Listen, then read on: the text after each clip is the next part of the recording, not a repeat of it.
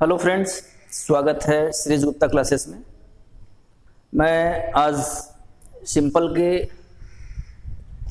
Next device position की बात करूंगा। Simple sentence,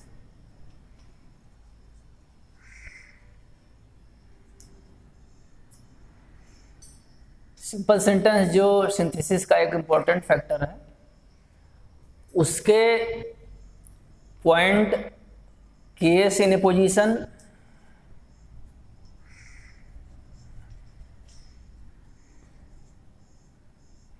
are phrase in apposition, इसकी चर्चा मैं करूंगा आपके सामने। फ्रेज इन ए पोजीशन के नाम से भी इसको जाना जाता है।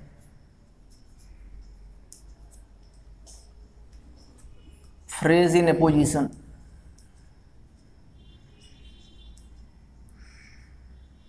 ये सिंपल का बहुत ही सरल और बहुत ही इंटरेस्टिंग डिवाइस है सेंटेंस जोड़ने के लिए, जो आज आपके सामने रखने का प्रयास किया जा रहा है। सिंपल सेंटेंस का जो फ्रेज इन ए पोजीशन है, इसको केस इन ए पोजीशन के भी नाम से जानते हैं। मैं पहले दो तीन बातों को आपके सामने रखता हूं। Number one, what is a position. पहले तो आप यह जाने ए पोजीशन क्या है, तभी तो वाक्य जोड़ पाएंगे। ए पोजीशन का शाब्दिक अर्थ है to place side by side. To place side by side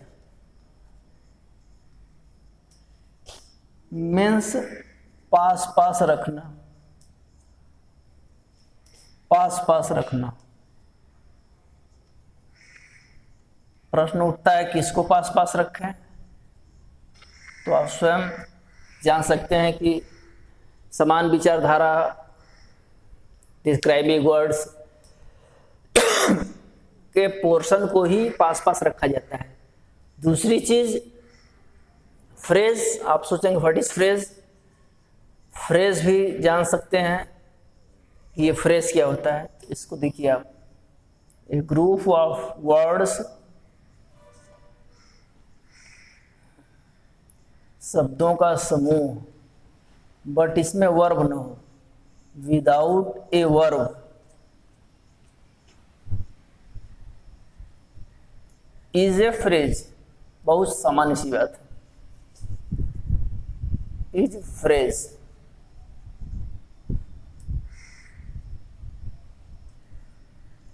इस प्रकार दो बातें आपके सामने आ गई, ए पोजीशन या फ्रेज, दोनों के कॉन्सेप्ट आप समझ लें तो यह प्रोग्राम आपको अच्छा लग सकेगा।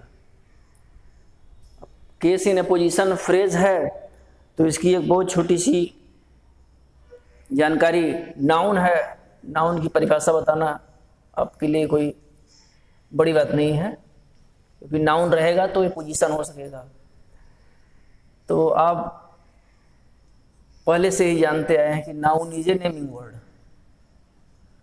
कोई जानकारी की बात नहीं है। अब इन सारी चीज़ों को हम ए पोजीशन में किस प्रकार सेट करें कि हमारा सिंपल सेंटेंस बन जाए, उसके लिए एक एग्जाम्पल आप देखिए तो बात अच्छी तरह से समझ आएगी। एग्जाम्पल भी बहुत अच्छा है। Delhi is an old city.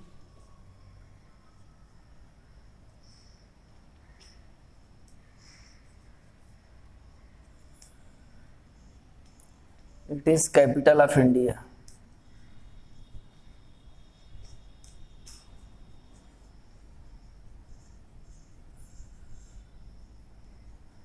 It is capital of India.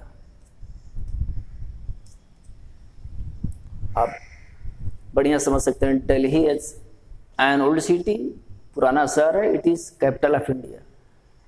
अब इसको हम अपोजिट करके पास पास रख के किस प्रकार सिंपल बनाते हैं उसको आप देखिए। आपका नाउन है दिल्ली, आपने कॉमा लगाया, फिर आप इस नाउन के डिस्क्राइबिंग वर्ड्स को पास पास रखिए। अब आप देखिए सर फ्रेज क्या है। तो फ्रेज यहां पे आपको समझ में आएगा कि द कैपिटल ऑफ इंडिया एक फ्रेज है। दूसरा ओल्ड सिटी को भी आप फ्रेज कर सकते हैं। तो आप कामा के बाद एक फ्रेज को लाइए, the capital of India. Old city को भी ला सकते हैं, लेकिन इसी को लाइए, द कैपिटल ऑफ इंडिया।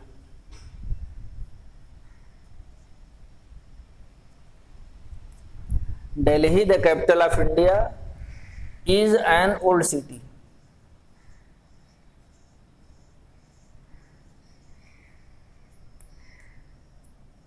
तो यह जो कैपिटल ऑफ इंडिया है यह फ्रेज है, और इस प्रकार केस इन ए पोजीशन या फ्रेज इन ए पोजीशन से एक वाक्य आपके सामने सिंपल बन चुका है।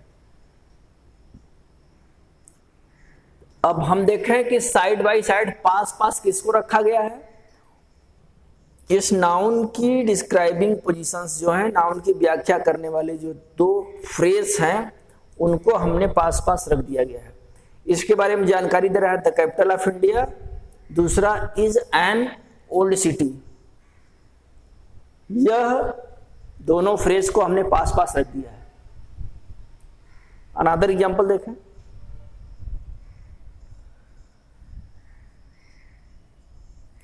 कालिदास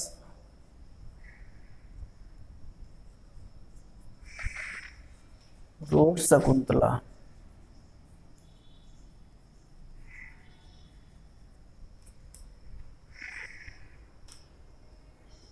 कालिदास ने शकुंतला की रचना की, सभी जानते हैं।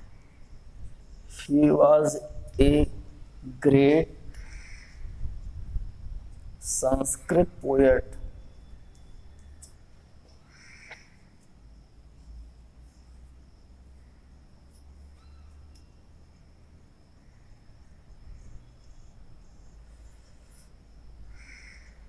Kalidas road Shakuntala, he was a great Sanskrit poet.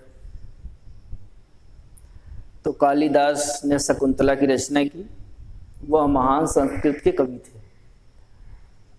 ठीक इस गाइडलाइन से आप इसको सिंपल बनाएं, तुरंत आप समझ सकते हैं कि हमें साइड बाय साइड किसको रखना है।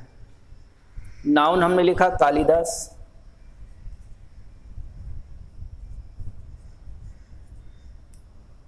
अब तुरंत आप फ्रेज ढूंढें जिसको इस नाउन के बगल में रखना है। फ्रेज क्या है आप समझ सकते हैं, ए ग्रेट संस्कृत पोएट वह फ्रेज है जो इस नाउन की विशेषता बतला रहा है।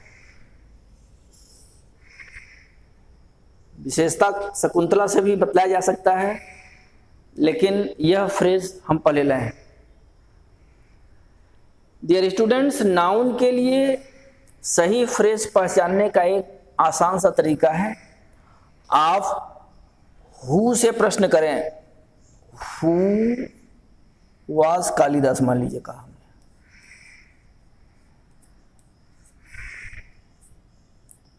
हु वाज कालिदास, इससे जो उत्तर मिलता है वह फ्रेज एप्रोप्रिएट फ्रेज होगा। तो कालिदास कौन थे, तो आपको मिलेगा ए ग्रेट संस्कृत पोएट। हम इस प्रकार से भी पहचान सकते हैं, Kalidas a great Sanskrit poet.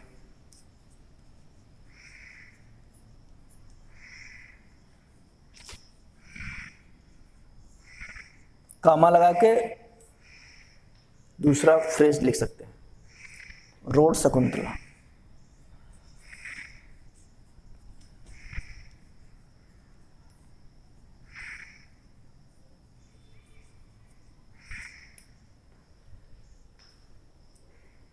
हो सकता है अभी तक जो प्रॉब्लम्स आपको सिंपल के एपोजिशन में रही हों, अब इन फ्यूचर वो प्रॉब्लम्स न क्रिएट हों, क्योंकि आप तीनों फैक्टर्स को पहचान लीजिए। एपोजिशन का मतलब पास पास रखना होता है, phrase group of words without a verb.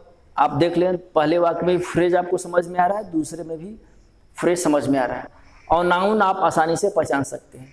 इनके प्रॉपर अरेंजिंग से आप एपोजिशन को पहचान सकते हैं और बना सकते हैं। पहचानना क्या है कि आप देखिए तुरंत नाउन के बारे में आगे कुछ न कुछ जरूर कहा जाता होगा अथवा कहा जाएगा, और इसके बाद तुरंत आप पहचान लें कि यदि नाउन के बारे में आगे वाक्यों में कहा जा रहा है जो डायरेक्ट नाउन से लिंक्ड हो तो वही एपोजिशन है, तो उसको एपोजिशन के आधार पर जोड़ दीजिए। आपको केस एपोजिशन बहुत अच्छा लगने लगेगा। एक आध एग्जाम्पल और देखें। Mrs brown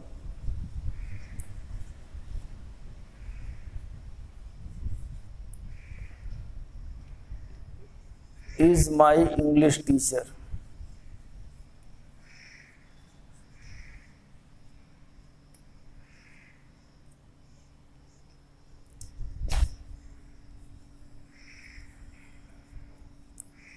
She lives in Rishikesh.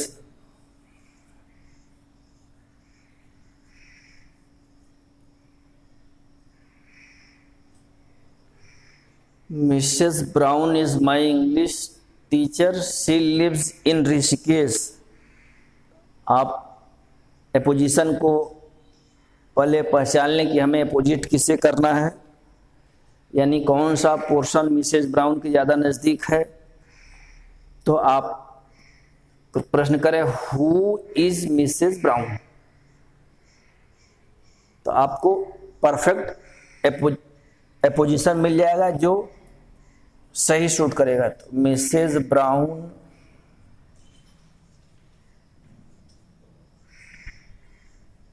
Comma who is Mrs Brown, my English teacher.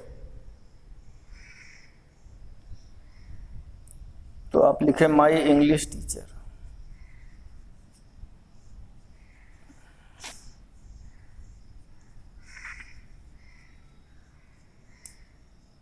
Mrs Brown comma my English teacher, बाकी पोर्शन को आप उतार सकते हैं। Lives in Rishikesh.